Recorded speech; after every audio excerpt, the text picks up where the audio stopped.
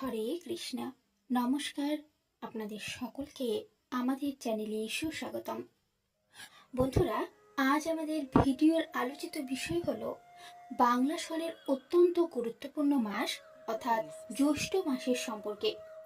এই মাসের মাহাত্ম্য কি, শাস্ত্রীয় মতে এই মাসে কি খাওয়া যাবে, কি খাওয়া নিষিদ্ধ, এই মাসের এমন তিনটি বিশেষ কাজ যে কাজ করার মাধ্যমে আপনি সারা বছরের পূজা উপবাসের ফল একত্রে পেতে পারেন যদি এই তিনটি বিশেষ কাজ সঠিকভাবে মেনে চলতে পারেন। তবে চলুন ভিডিওর বিস্তারে প্রবেশ করা যাক। জ্যৈষ্ঠ মাস বাংলা বর্ষের দ্বিতীয় মাস। চাঁদ জ্যৈষ্ঠ নক্ষত্রে অবস্থান করে বলে এই মাসের নাম জ্যৈষ্ঠ। জ্যৈষ্ঠ মানে সবচেয়ে বড় এবং এই মাসের অধিপতি দেবতা হলেন সূর্যদেব। তাই রোদের তেজ এই মাসে থাকে সবচেয়ে বেশি। স্কন্দ পুরাণ মতে জ্যৈষ্ঠ মাসে শীতে পক্ষে দশনম হস্ত সংযুতা হরেতে 10 পা পানি তস্মাদ সহরা স্মিতা। জ্যৈষ্ঠ শুক্ল দশমীতে গঙ্গা স্নানে 10 জন্মের পাপ নাশ হয়। এছাড়াও বরাহ পুরাণ মতে জ্যৈষ্ঠে জলদান অশ্বমেধ যজ্ঞের ফল, কারণ এই মাসে জলের কষ্ট সবচেয়ে বেশি। শাস্ত্রীয় মতে জ্যৈষ্ঠ মাসটি আধ্যাত্মিকভাবেও ভীষণ গুরুত্বপূর্ণ, কেননা এই জ্যৈষ্ঠ মাসে জামাই ষষ্ঠী, নওতাপ, বিশেষ পুণ্য প্রদানকারী নির্জলা একাদশী, অপয়া একাদশী, গঙ্গা দশহরা বা গঙ্গা পূজা, এছাড়াও এবছরের শনি জয়ন্তী তিথি পড়ছে। সেই কারণে এই মাসের গুরুত্ব অনেকাংশেই বৃদ্ধি পেয়েছে। এবং এই জ্যৈষ্ঠ মাসে অপরা একাদশী আগামী 16 মে শনিবার দিন পড়ছে, যেই ব্রত করলে ব্রহ্মা হত্যার মতো পাপও নাশ হয়। এছাড়াও এর পরবর্তী রয়েছে জামাই ষষ্ঠী, যেটি বাংলায় অরণ্য ষষ্ঠী নামেও পরিচিত। এই দিন মা ষষ্ঠীর পূজা, শাশুড়ি জামাইকে 6 রকমের ফল, নতুন জামা, মাছ খাওয়ান, যার মূল উদ্দেশ্য মেয়ের সুখী দাম্পত্য ও সন্তান কামনা। তাছাড়াও পালিত হয় নওতাপ। এই পূজায় 9 দিন সূর্য রোহিণী নক্ষত্রে থাকে, যার কারণে চরম গরম এবং তীব্র রোদ পড়ে। এছাড়াও এবছরে পড়ছে নির্জলা একাদশী আগামী 1 জুন সোমবার। বছরের সবচেয়ে কঠিনতম ব্রত, যে ব্রতে জল পর্যন্ত খাওয়া নিষেধ। এবং এই নির্জলা একাদশী ব্রত পালন করলে 24টি একাদশীর ফল একদিনে পাওয়া যায়। এছাড়াও এই জ্যৈষ্ঠ মাসে পালিত হয় গঙ্গা দশহরা। এই দিন গঙ্গা স্বর্গ থেকে মর্তে নামেন এবং এই দিনে ব্রহ্মা মুহূর্তে গঙ্গা স্নানে 10 রকমের পাপের নাশ হয়, তাই এর নাম দশহরা। এবং এই দশহরার দিন ব্রহ্মা মুহূর্তে স্নান করলে সমস্ত পাপের নাশ হয় এবং বিশেষ পুণ্য অর্জন করা যায়।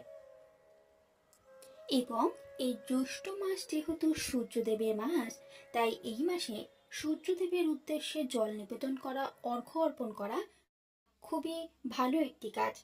তাই যারা চাকরি পাওয়ার জন্য চেষ্টা করছেন তারা অবশ্যই এই পবিত্র মাসে প্রতিনিয়ত ব্রহ্মা মুহূর্তে স্নান সেরে সূর্যদেবের উদ্দেশ্যে জল নিবেদন করবেন এবং সূর্য মন্ত্র ওম সূর্যায় নমঃ রোজ 11 বার পাঠ করুন।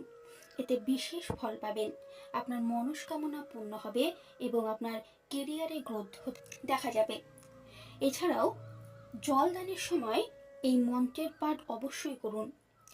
এষু ধর্মঘট দত্ত ব্রহ্ম বিষ্ণু শিবাত্মক। জল দানের সময় এই মন্ত্রের পাঠ করুন। এবং এই পবিত্র জ্যৈষ্ঠ মাসে শাস্ত্রে কিছু বিধি নিষেধের পালনের কথা বলা হয়েছে। জ্যৈষ্ঠ মাস যেহেতু গ্রীষ্মকালীন ঋতুর মধ্যে সব থেকে উষ্ণতম মাস, তাই এই মাসে খাওয়া দাওয়ার ওপর বিশেষ বিধিনিষেধের পালন করা উচিত, যেটি আয়ুর্বেদিকভাবেও আমাদের শরীরের জন্য ভীষণই উপকারী। যেহেতু এটি গ্রীষ্মকালীন মাস, তাই এই জ্যৈষ্ঠ মাসে আমাদের শরীর ঠান্ডা রাখা খুবই প্রয়োজনীয়। তাই শরীরকে ঠান্ডা রাখবে এমন জাতীয় খাবার খাওয়া উচিত, যেমন জলীয় ফল, তরমুজ, খরমুজ, বেল, শশা, কাকুর এগুলো খাওয়া উচিত। কিন্তু ভুল করেও বেগুন এই মাসে খাবেন না। জ্যৈষ্ঠ মাসে বেগুন খেলে পিত্ত বাড়ায় এবং চুলকানি হওয়ার সম্ভাবনা থাকে।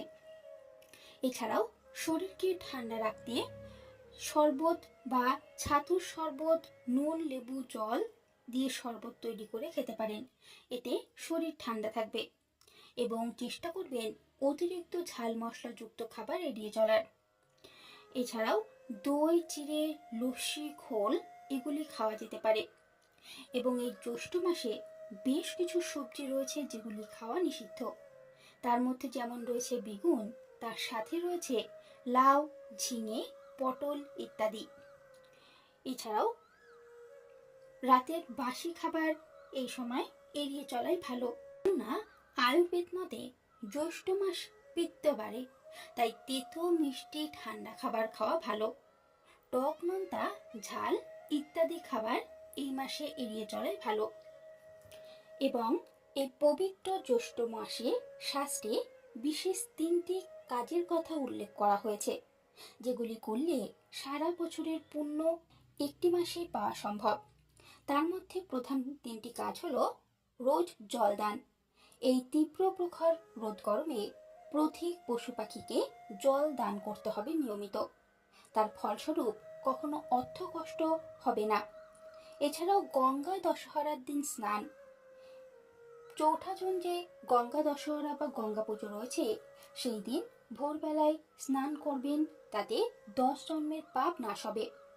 এছাড়াও এই পবিত্র জ্যৈষ্ঠ মাসে সবচেয়ে পবিত্র একাদশী নির্জলা একাদশী পড়ছে। চেষ্টা করবেন এই দিন নির্জলা উপবাস থেকে একাদশীর পালন করতে, যার ফলস্বরূপ আপনি 1000টি গোদানের সমান পুণ্য লাভ করতে পারবেন। এছাড়াও বুদ্ধদেবের বাণী অনুযায়ী দানং তানং মনুষ্ণানং, দানই মানুষের রক্ষা কবচ। তাই জ্যৈষ্ঠ মাস দানের মাস। জ্যৈষ্ঠ মাস কষ্টের মাস হলেও পুণ্যের খনি, তাই এই মাসকে তপস্যার মাস হিসেবে মানা হয়। এই মাসে যে বা যারা দান, স্নান ও উপবাস একাদশীর উপবাস পালন করেন, সে সমস্ত পুণ্য একবারে অর্জন করতে পারে। বন্ধুরা, আশা করছি আজকের এই ভিডিওর তথ্য ভালো লেগেছে। যদি ভিডিওটি ভালো লেগে থাকে তাহলে লাইক, শেয়ার এবং সাবস্ক্রাইব করতে কিন্তু ভুলবেন না। ধন্যবাদ।